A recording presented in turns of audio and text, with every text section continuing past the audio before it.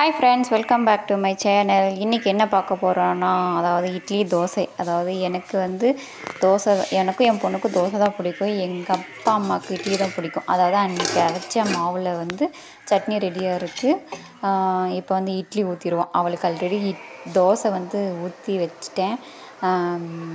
Side by side செஞ்சால் சீக்கிரமாக அந்த வேலை முடிஞ்சிடும். அதனால் அந்த சைடு தோசை வச்சுட்டு இந்த சைடு இட்லிக்கான ப்ரிப்பரேஷன் போய்கிட்டு இருக்குது. ஆக்சுவலி நம்ம எக்ஸ்பெக்ட் பண்ணதை விட அந்த மாவு அதிகமாகவே இருந்துச்சு. மார்னிங் இட்லி செஞ்சாச்சு, இருந்தாலும் அது எனக்கு டைம் இல்லை காமிக்கிறதுக்கு. சரி, ஓகே, இந்த டைம் ஈவினிங் ஃப்ரீயாக தானே இருப்போம், ஸோ இந்த டைம் காமிக்கலாமே அப்படின்றதுனால தான் அதை நான் ரெடி பண்ணிகிட்ருக்கேன். ஆக்சுவலி மாவு ரொம்ப சூப்பராக சாஃப்டாக இருந்துச்சு. அது நல்லா புஸ்ஸுன்னு இட்லி மார்னிங்காக சூப்பராக தான் இருந்துச்சு இட்லி. அப்போ காமிக்க எனக்கு டைம் இல்லை, இப்போ அதனால் காமிச்சிட்டு இருக்கேன். அது சூப்பராக இருந்துச்சு. ஆட்டுக்கல்ல அரைச்ச அந்த இட்லி நல்லா நேச்சராக, நல்லா அந்த எப்படி சொல்கிறது, சாஃப்டாக. ஓகே, செஞ்சதுக்கப்புறம் அந்த இட்லியோட எப்படி வந்திருக்கு அப்படின்னு, பர்ஃபெக்ட்னஸ் எப்படி வந்திருக்கு அப்படின்னு சொல்லி காமிக்கிறேன். எங்களுக்கு தோசை தான் பிடிக்கும். இட்லி அவ்வளோக்கா சாப்பிட மாட்டோம் நாங்கள் 2 பேருமே. அதனால் தோசை அந்த சைடு பாயில் ஆகிக்கிட்டு இருக்குது. இந்த சைடு இட்லி ஊற்றிட்டு இருக்கேன். அதாவது அது ஊற்றி வச்சதுக்கப்புறம் ஒரு 10 மினிட்ஸ் நம்ம இன்னும் 2-3 தோசை சுடுறதுக்குள்ளேயே அந்த இட்லி அந்த சைடு ரெடி ஆகிடும்.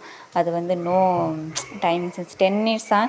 ரொம்ப நேரம் பாயில் பண்ண விடக்கூடாது இட்லியெல்லாம். எப்பயுமே 10 மினிட்ஸ் டைம் பார்த்துட்டு அந்த கரெக்டான டைமில் நம்ம ஆஃப் பண்ணிட்டோன்னு வச்சுக்கோங்களேன். ஆஃப் பண்ணிவிட்டு அதை எடுக்கிற அந்த ஸ்டேஜையும் நான் காமிக்கிறேன். அது ஃபுல்லாகவே பாருங்கள், ஸ்கிப் பண்ணிடாதீங்க. ரொம்பவும் நல்லாயிருக்கும். இட்லி சாஃப்டாகவும் வந்திருக்கும். நம்ம எக்ஸ்பெக்ட் பண்ணதை விட கொஞ்சம் எக்ஸ்ட்ராவே வந்திருக்கும்னு வச்சுக்கோங்களேன். ஓகே, அது ரெடி ஆகிடுச்சு. அது 10 மினிட்ஸ் அப்படியே இருக்கட்டும். இந்த சைடு மாவு எடுத்து வச்சுட்டு அந்த சைடு தோசை சுடுறோம். மேடம் வேறு பசிக்குதுன்னு அப்பயே சொல்லிகிட்டு இருந்தாங்க. ஸோ அதனால் இந்த சைடு ஊற்றி வச்சுட்டு அந்த சைடு தோசை ஊற்றி வச்சு அடுத்து தோசை. மேடம் எப்படி இருந்தாலும் 3 தோசை சாப்பிடுவாங்க. சரி, ஓகே, இது பாயில் ஆகிறதுக்குள்ளே தோசை சுட்டு கொடுத்துட்டோன்னு வச்சுக்கோங்களேன், அவங்க சாப்பிட்ருவாங்க. ஸோ அதனால் சைட் பை சைட் வேலை நடந்துக்கிட்டே இருக்குது. ஏன்னா சீக்கிரமாக வேலை முடிஞ்சிடும். அதுவும் இல்லாமல் நமக்கு கொஞ்சம் ரெஸ்ட்டு கிடைக்கும். சும்மா இது அடுப்படையிலேயே நின்றுட்டு இருக்கிறதுக்கு நமக்கு ஒரு கஷ்டமாக இருக்கும். அதனால் அந்த சைடு தோசை ஊற்றிட்டு இருக்கேன். இந்த சைடு இட்லி வெந்துட்டுருக்கு. சட்னி ஏற்கனவே அரைச்சிட்டேன். அதுவும் ஆட்டுக்கல்ல அரைச்ச சட்னி தான். செம்ம சூப்பராக இருந்துச்சு, டேஸ்ட் பண்ணி பார்த்தேன். அதனால் இதுதான் எங்கள் வீட்டில் நைட்டு டின்னர். ஸோ உங்கள் வீட்டில் என்ன டின்னர் அப்படின்றது மறக்காமல் கமெண்ட்டில் சொல்லுங்கள். அதுவும் இல்லாமல் இந்த வீடியோ உங்களுக்கு பிடிச்சிருந்துச்சுன்னா மறக்காமல் லைக், ஷேர், கமெண்ட் பண்ணுங்கள். இதனால் சொல்ல விரும்புவது என்னவென்றால், ஈஸியான டிஃபன் ஐட்டம் அப்படின்னு பார்த்தோன்னா இட்லி தோசை தான். அது ஈஸியாக அண்ட் குயிக்காக செஞ்சிடலாம். இப்போ சாப்பாடுனா அதுக்கு குழம்பு, ரசம், கூட்டு அந்த மாதிரி செய்கிறத விட இட்லினா இட்லி பாயில் பண்ணிவிட்டு சாம்பார், சட்னி வச்சா வேலை முடிஞ்சுது. சட்னியை மிக்ஸ் பண்ணிகிட்டு இருக்கேன். கன்சிஸ்டன்சி எப்படி இருக்குது, திக்காக இருக்கா இல்லை லைட்டாக இருக்கா அப்படின்னு சொல்லி டேஸ்ட் பண்ணேன். ஓகே, கரெக்டாக தான் இருந்துச்சு. ஆயில் பாயில் எடுத்து வச்சுட்டு இந்த சைடு தோசை சுட்டாச்சு. இப்போ மேடமுக்கு கொண்டு போய் தோசை கொடுக்கணும். கையிலேயே, அதாவது பிளேட்டில் போட்டு கொண்டு போய் கையில் கொடுக்குறோம். அவங்களுடைய எக்ஸ்பெக்டேஷன் எப்படி இருக்குது, ரியாக்ஷன் எப்படி இருக்குதுன்னு சொல்லிட்டு ஃபுல்லாக பார்க்கலாம். அவங்க பிளேட் எங்கே தேடணும். தோசை பாருங்கள், தோசை எவ்வளோ சாஃப்டாக வந்திருக்கு அப்படின்ட்டு. ஸோ நம்ம மெஷினில் கொடுத்து அரைக்கிற மாவை விட வீட்லேயே அரைக்கிற மாவு ரொம்ப நல்லாயிருக்கு. அது டேஸ்டியாகவும் இருக்குது. அதனால் இனிமேல் அரைக்கணுன்னா வீட்டில் தான் அரைக்கணும்னு நான் டிசைட் பண்ணி வச்சுருக்கேன். ஸோ எல்லா டைமும் அந்த செட் ஆகாது இல்லையா. ஸோ ஒரு சிலருக்கு ஒர்க்கிங் விமன்ஸ்லாம் இருக்கலாம். ஸோ அதனால் இந்த மாதிரி அரைக்கிறதுக்கு டைம் இருக்காது.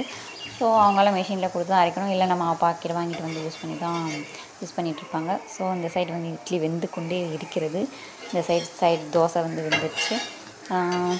ஓகே, உங்களுக்கு டைம் இருந்துச்சுன்னா மேபி ட்ரை பண்ணி பாருங்கள். ஆட்டுக்கல்ல அரைச்சி இட்லி தோசை சுட்டு பாருங்கள். அது நேச்சுராக இருக்கும். அது சாப்பிட்றதுக்கும் நல்ல ஹெல்த்தியும் கூட. எந்த ஒரு சைடு எஃபெக்ட்ஸு அந்த மாதிரிலாம் இல்லாமல் நேச்சுராக நம்ம சாப்பிட்லாம். அதுவும் இல்லாமல் மெஷினில் அரைச்சா ஹீட் ஆகும். அந்த பக்குவன்றது திக், அதாவது நைஸாக அரைச்சி கொடுத்துருவாங்க.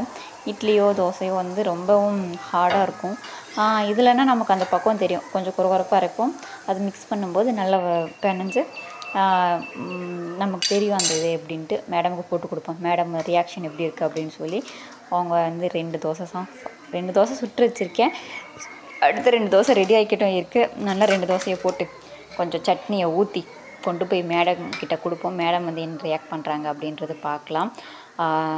ஓகே ஓகே, கொஞ்சமாக தான் அவங்க சட்னி சாப்பிடுவாங்க, ஏன்னா அவங்களுக்கு சாம்பார் தான் பிடிக்கும். பட் ஓகே, சட்னி தான் இருக்குது அப்படின்றதுனால சட்னியை கொண்டு போய் கொடுப்போம். அவங்களுடைய ரியாக்ஷன் எப்படி இருக்குது அப்படின்னு சொல்லி மேடம் டிவி பார்த்துட்டு இருக்காங்க. கொண்டு போய் கொடுத்தா அவங்க ஏதோ ஒர்க் பண்ணிகிட்ருக்காங்க மேடம். ஓகே, எடுத்து வச்சுட்டு வாங்கிறதுக்குள்ளே லைட் ஆகிடும் போல். ஓகே, ரியாக்ஷன் பாருங்கள் எப்படி இருக்குன்னு. சூப்பரா சூப்பரா. சரி, ஓகே, அவங்க சாப்பிட்டுட்டோம். அதுக்குள்ளே இட்லி பாயில் ஆகிடுச்சு. எவ்வளோ நேரம் பாருங்கள், கொஞ்சம் ஃபியூ மினிட்ஸ்லேயே இட்லி வந்து ரெடி ஆகிடுச்சு. ரொம்ப டைமில் எடுத்துக்கவே இல்லை, ஜஸ்ட்டு 10 மினிட்ஸ் தான். அந்த சைடு தோசை சுடுறதுக்குள்ளே இட்லி ரெடி ஆகிடுச்சு. ஓகே, ஆவி பறக்க இட்லி. அதுங்களை எங்கள் அம்மா வந்து விட்டார்கள், கொஞ்சம் பயம் வந்துட்டு. ஓகே, அடுத்தது வந்து தண்ணி தெளித்து நம்ம எடுத்துட்டா. ஆக்சுவலி இப்போ இருக்க இட்லியெல்லாம் ஆயில் அப்ளை பண்ணி சுடுறதா இருக்கும். பட் நாங்கள் இன்னும் அந்த மாதிரி இன்னும் சேஞ்ச் ஆகலை. கிளாத் யூஸ் பண்ணி தான் நாங்கள் இட்லி வந்து ப்ரிப்பேர் பண்ணிகிட்ருக்கோம். இதுவும் ஈஸியாக தான் இருக்கும். அது ரொம்பலாம் சுடாதுங்க, சும்மா லைட்டாக தான் இருக்கும். அதனால் வந்து போட்டதுக்கப்புறம் கொஞ்சம் லைட்டாக தண்ணி தெளித்து அது ஃபியூ செகண்ட்ஸ் தான் இருக்கும். ரொம்ப ஃபியூ மினிட்ஸில் இருக்கணும் அவசியம் இல்லை. ஃபியூ செகண்ட்ஸு அதை அப்ளை பண்ணிவிட்டு அந்த கிளாத்தை எடுத்தோன்னு வச்சுக்கோங்க, அழகாக அது வந்து ஒட்டாமல் வந்துடும் மாவு. நல்லாயிருக்கும் அந்த இது எடுக்கிறதுக்கு. ரொம்ப ஹீட்டெல்லாம் இல்லாமல் சும்மா நார்மலாக தான் இருக்கும். ரொம்பவும் இதெல்லாம் பாருங்கள், எடுத்த உடனே நானே அந்த ஹீட்டை ஹேண்டில் பண்ணுறேன்னா அப்புறம் எப்படி இருக்குன்னு பாருங்கள். எடுத்து காமிக்கிறேன் பாருங்கள். இட்லி எவ்வளோ சாஃப்டாக இருக்குன்னு. சூப்பராக இருக்குது. எஸ், எனக்கே இட்லி பிடிக்காது, இருந்தாலும் என் இட்லி வந்து சாப்பிட வச்சுக்கணும் போல். ஓகே, அடுத்தது எடுத்துருவோம். அதுங்களே எங்கள் பொண்ணு எனக்கு தண்ணி வேணும்னு சொல்லி சைடில் கத்திட்டு இருந்தா. ஓகே, இந்த வேலை பார்க்குறதா அப்படின்ற மாதிரி ஒரு கன்ஃபியூஷன் வந்து விட்டது. ஓகே, அடுத்தது எடுத்து காமிக்கிறேன் பாருங்கள். அதே மாதிரி தான் எடுத்து வச்சுட்டு லைட்டாக கொஞ்சமாக தண்ணி அப்ளை பண்ணிவிட்டு,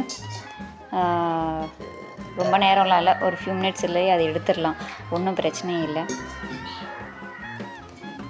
சைடில் தண்ணி வேறு கத்திக்கிட்டு இருக்கிறதா. ஓகே, பாருங்கள் எவ்வளோ ஒட்டாமல் வந்திருக்கு அப்படின்ட்டு. இட்லியும் நல்லா சாஃப்டாகவும் இருக்கும், புசுன்னு இருக்குது. பாருங்கள் எவ்வளோ இட்லின்னு. எஸ், சூப்பராக இருக்குது.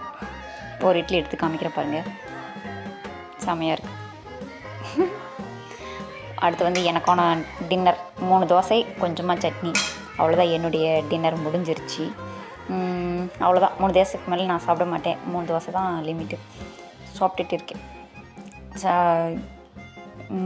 எஸ், சூப்பராக இருக்கா அப்படின்னு கேட்குது. செம்மையாக இருக்குது. ரொம்ப ஹார்டாக இல்லைங்க, நல்லா சாஃப்டாக இருக்குது. சூடாக சாப்பிட்டா நல்லாயிருக்கும். ரொம்பவும் எஸ், ரொம்பவும் இது இல்லாமல் செம்மையாக இருக்குது. ஓகே, நீங்களே இந்த மாதிரி ட்ரை பண்ணி பாருங்கள். அதுங்களே ஏதோ வந்துடுச்சு, எனக்கு வந்துடுச்சிங்க. சப்பா சாப்பிட்றது கொடுறாங்களா மனுச்சிங்களே. சைடில் என் பொண்ணு ஏதோ கேட்டுட்டு இருந்தா. ஓகே, சொன்னால் சாப்பிட்ற விட்றீங்களாப்பா நிம்மதியா அப்படின்ற மாதிரி ஆயிடுச்சு. ஓகே, இந்த வீடியோ உங்களுக்கு பிடிச்சிருச்சா மறக்காமல்